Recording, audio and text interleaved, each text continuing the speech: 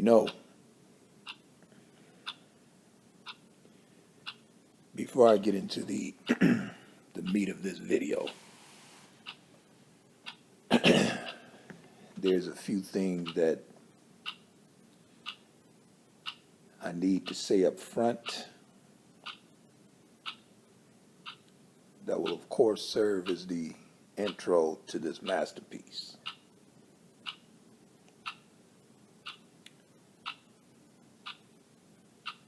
We all seen the footage. I would imagine the proverbial four corners of the globe have viewed this video footage.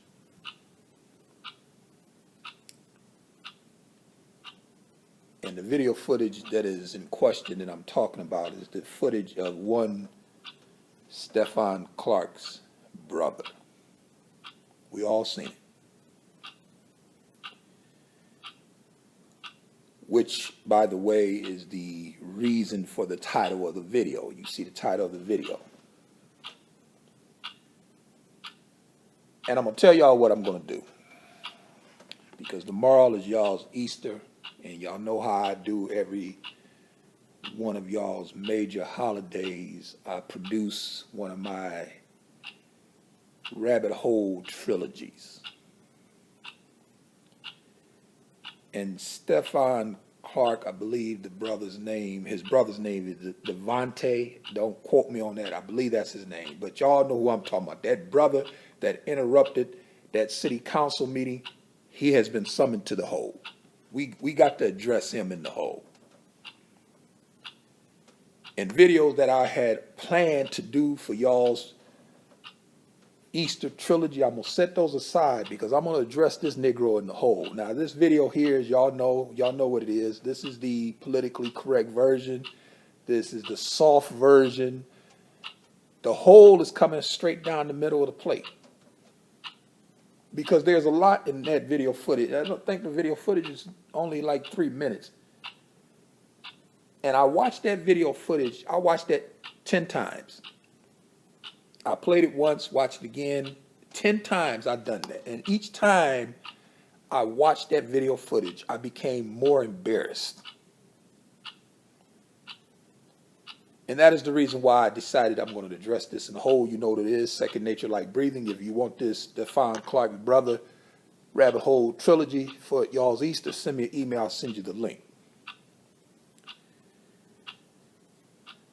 Now, I have to start this, and you've seen the title of the video. I have to start this off with a movie that, if you haven't seen this, because this is fitting. This movie here is actually fitting for that entire fiasco with that dude. I believe his name is Devontae. I'm going to just henceforth call him, as I'm going to do most black men, CJ. And if you've seen a Soldier Story, you know why I'm going to refer to not only that Negro, but black men in general as CJ. You will know why. If you haven't seen this movie, you need to see it. And I can remember the first time I viewed this film. I was in college, and I was taking a course in race relations in the Old South. And the professor showed us this movie, and we discussed it. Showed us the first part on one day. The next day in class, they showed the remaining part, and then we had a big discussion over the entire racial component in this movie. And when I seen that movie in that class, I fell in love with Sergeant Waters. I love that man. And again, if you've seen Soldier Story, you already know why I have such an affinity for Sergeant Waters. If you haven't seen it, you need to see it. I'm not going to really give you the ending, because if you haven't seen it, you need to check it out. But the ending took me by surprise. I didn't see that coming. I could have sworn watching this film, or this movie rather, that the Klan killed Sergeant Waters. I was completely convinced, thoroughly convinced, the Klan killed him. And then the ending really took me by surprise. And like I said, I'm not going to tell you what it is. If you've seen it, you know what happened. But Sergeant Waters was right. Sergeant Waters was a eugenist, and he took eugenics to its logical conclusion. If you've seen the movie, you know how. If you haven't, get it and see it. It's a classic movie. And you also know that I, too, am a eugenist. So naturally, I'm going to have an affection for Sergeant Waters. Sergeant Waters had it right. And that scene in the movie at the end where he was talking to Wookie about CJ, and he gave him the story of the soldier in France who the white soldiers convinced to tie the tail to his leg, his butt, and run around in a monkey suit eating bananas. And Sergeant Waters asked Wookie, do you know the damage one ignorant Negro can do? And that's a profound, profound question. Do you know the damage one fucking ignorant Negro can do? And I thought about that as I looked at Devontae interrupt that city council meeting. That's what I thought about. And immediately I thought about Sergeant Waters. And I decided, you know what, I'm gonna frame this video in that context. Because when Sergeant Waters, the hardest part of this movie, and again, if you've seen it, you know this,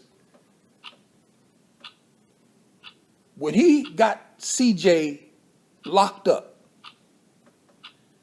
and he went to visit CJ outside of that cell, and he had a conversation with CJ, and what he told CJ was so hard, so hard. CJ committed suicide. You remember where he told him the day of the Geechee is gone? Yeah. And again, this is what I'm thinking about while I'm sitting here watching this Negro perform all last week. Do you know the damage one ignorant Negro can do? Do you understand it only takes one to engage in such buffoonery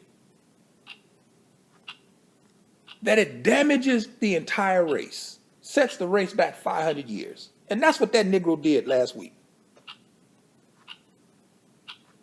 When that shine went into that city council meeting and interrupted that city council meeting and proceeded to jump up on the counter and act a complete fucking fool, he set the race back. It was an embarrassment. That's where I kept watching it over and over and again. And I just continued to think to myself, do you know the damage one ignorant Negro can do? And the Negro, see, here we go again. This shit never surprises me. It never fucking surprises me when it comes down to these police shootings. And again, don't come to this video saying I'm making light. It's a tragedy. You know, the brother was shot, killed. That's too bad. But now we have to, as a culture, start asking ourselves the difficult questions. And black people don't want to do this. They're completely comfortable with just saying, well, you know, those cops shot him 20 times. Yes, they did. But the question that I would like to ask him, if I could, and most certainly ask his brother and the rest of those Negroes, why did he run? Why did he run? It's the same question I had for Freddie Gray. When Freddie Gray looked at those cops 8 o'clock in the morning, what did he do? He broke and ran. Why are you running, Freddie? What did you do? And immediately when the cops see this Negro break and run, what you think they thinking in their mind? This nigga just committed a crime, so they chase him. This Negro in a parking lot running from cops in the dark. And when they tell the Negro to stop or get on the ground, he keeps running. Why are you running, guy? If you've done nothing, why are you running? Why are you running? Now, see, black folks don't want to address that. They don't want to ask themselves that question. They just can't handle that logical question. Why did this dude break and running? If the cops are showing up on the scene because somebody's breaking in cars and you're not the one breaking in cars and they roll up. Hey, that ain't me. Here's my ID. Y'all want me on the ground? I'm on the ground. Pat me. I ain't got no weapon on me. Listen, have you seen anybody? I ain't seen nobody. What are you doing here? I explained to him what I'm doing here. I'm not the one breaking in the cars. Why do you run, guy, if you're not the one that's guilty? Why? Why are you running? Same question for Freddie Gray. Why did you break and run when you saw those cops first thing in the morning? And we already know you had dope on you. They know you are a dope dealer. You didn't know whether they're going to stop you and search you. So you ran, and while you were running, you ditched the dope. I know you Negroes. And that guy ran in that parking lot because he was the one breaking in those cars. Yes, he was. Yep, it was him. It was him. And black folks don't want to deal with that. They exclude that from the record and pretend like that never happened. So their narrative is the cops just rolled up on this dude. He wasn't doing nothing. They opened fire and they shot him 20 times. No, no, no, no, no, no. They got a call that somebody was breaking in cars, A. They rode up on the scene and saw the Negro, B. We want to find out who he is since we don't know who it is breaking in the cars. Stop. What did he do? He ran. That's the reason why you have the altercation. But black folks don't want to deal with that. And then you got this minstrel.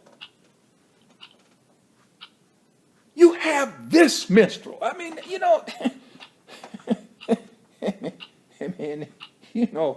this dude here. I mean, the utter buffoonery and that complete display. I mean, I'm sitting there and I'm looking at it, and each time again that I'm looking at it, I'm more embarrassed than I was the first time. Such idiocy, such lunacy. And then this minstrel has the unmitigated gall to tell those in attendance, shut the fuck up. Oh, hold up, brother. Wait a minute. No. If I was in attendance with my father and that minstrel stood at that microphone and said that shit, oh, we got to talk, guy. You're not going to disrespect my father like that, man. First of all, you owe him an apology, and then I still want to see you outside. How in the world did he get a pass telling elders in the attendance, shut the fuck up? Who is this Negro? What gives this shine that authority? And I know in y'all's mind, what gave him that authority is because he's a victim of white supremacy. And since he is an alleged victim of white supremacy, he's given a pass. Even though all of these hoteps and these pro-blacks are always talking about the ancestors, always talking about the elders, but y'all just sit there and let this dude, and we know that there were some senior citizens in attendance, he's just sit there and tell them to shut the fuck up, and y'all go with that. This dude acts a complete monkey at that function, and y'all get mad when I call y'all that. Y'all get offended. Y'all don't like that. What do you describe this guy? Did you actually look at his attire? The house slippers? The Beats headphones? I mean, this is the reason why y'all's term coon don't have any bite. This is the reason why I told y'all stop using that word coon. Stop using it. If you're not going to call this dude in this display cooning and buffooning, or call him a coon, showing up to give him a coon award, if you're not going to do that to him, then you don't need to do that to nobody. That's just how that's going to be. This was an embarrassment. And this is the reason why I told you black men, I told y'all, I've been telling y'all this shit for years. Y'all are the laughing stock of civilization. Nobody takes you serious. Nobody. They look at you Negroes and laugh. They look at you Negroes and it's just so amazing, just the level of not only cultural, political, historical stupidity that just oozed from the pores of this shine. It's just amazing. Completely amazing that this is given a pass by y'all. Y'all don't have no problem with this. And I told y'all, this is the politically correct version. We're gonna go straight down the center of the plate in the hole. Because what you have, and I'm going to address this here because I think this is a safe point that I can make in this public video, is that what you'll notice with all of these police shootings, and you notice this, and I know black people don't like this, but you will notice that in all of these cases, you have a dysfunctional home. That's what you had. I mean, Trayvon Martin's mom kicked him out the house numerous times. She couldn't control the boy. The last time she kicked him out the house, he went to go live with the daddy who was living with the girlfriend. We know the end of the story. Michael Brown stayed in the city with both his biological parents, but he was being raised by his grandmother. Explain that. Tamir Rice, I mean, do I really need to even go there? Father getting out of jail, mama on her way. I mean, we can go on down the list and name all of these cases, and what you have in common is not a white cop pulling the trigger, but a dysfunctional black family. That's what y'all don't want to address. And then what makes this shit even more comical, and I'm going to get more in this in the whole, this is what makes this shit comical, is because the one who facilitates the structure of the black family being dysfunctional and out of whack is the black pastor in the black church. He's the one that upholds the black female being the head of the home, which again is diametrically opposed to the teachings of the Bible that he says he believes in. Yet, he supports her being the head. He believes that she can play both roles. He applauds that Hallmark cards, Happy Father's Day, Mom. He likes that shit. So when you got black men saying that they're interested in helping black men, but somehow they exclude him from their critique in the equation, how serious do y'all want us to take you? When you can't say nothing about what this pastor does. In all of the dysfunction, all of the beta males, the terrorists who terrorize Blackistan, all of these stalking, effeminate Negroes who are sexually suspect that you see on social media have all been reared by a single mother. Or if the father's around, he just don't have a dominant role. And all of these Negroes that you see that's been gunned down by the police, they're in the same place. Because what you're going to find, if you live in a home and you have a father, what you're going to learn, you're going to learn this, is you're going to learn respect for authority. And respecting authority does not mean that I have to like what authority says. I don't have to like it. But I respect it. I didn't like everything my father told me. Hell no, I ain't like everything he told me, but I respected it. I respected him. He's the authority figure. He has the last say. And as he would often tell us, listen, this is my house. It's my shit. Now, if you don't want to abide by my rules, then what you need to do, and I'll help you do it, is you need to get your shit. Then you can be the boss over there. But as long as you stay here, you're going to do what I say when I say. That's just how that's going to be.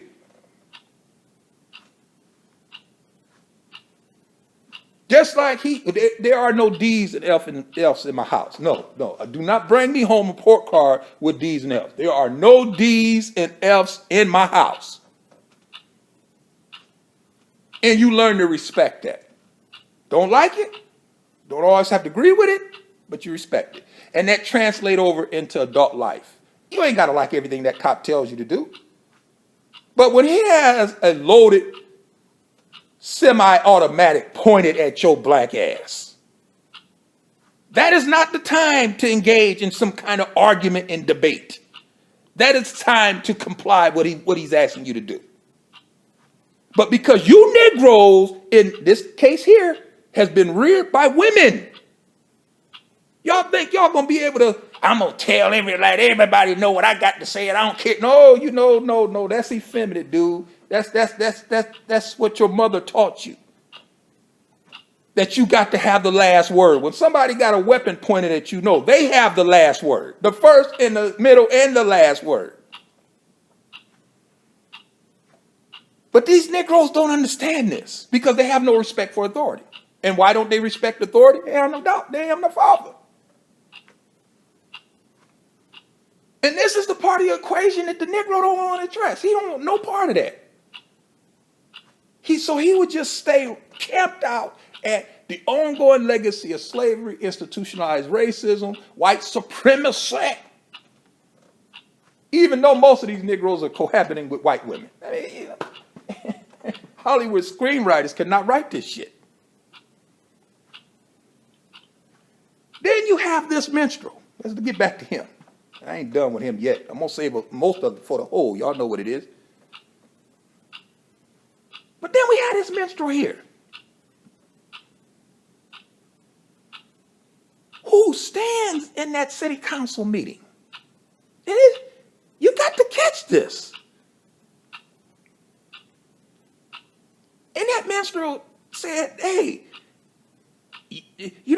the city has failed y'all. And then he goes on a rant, rambling on about nothing. That has nothing to do with nothing. But the fact that he would actually fix his mouth to suggest that the city of Sacramento failed black people, then later on in the day or the next day, whatever the case may have been, who do we see this Negro hugging? None other than Al Sharpton. Now let that shit sink in for a minute. Let that sink in. I'm gonna let the clock tick so that you can actually just let that resonate. Let that sink in.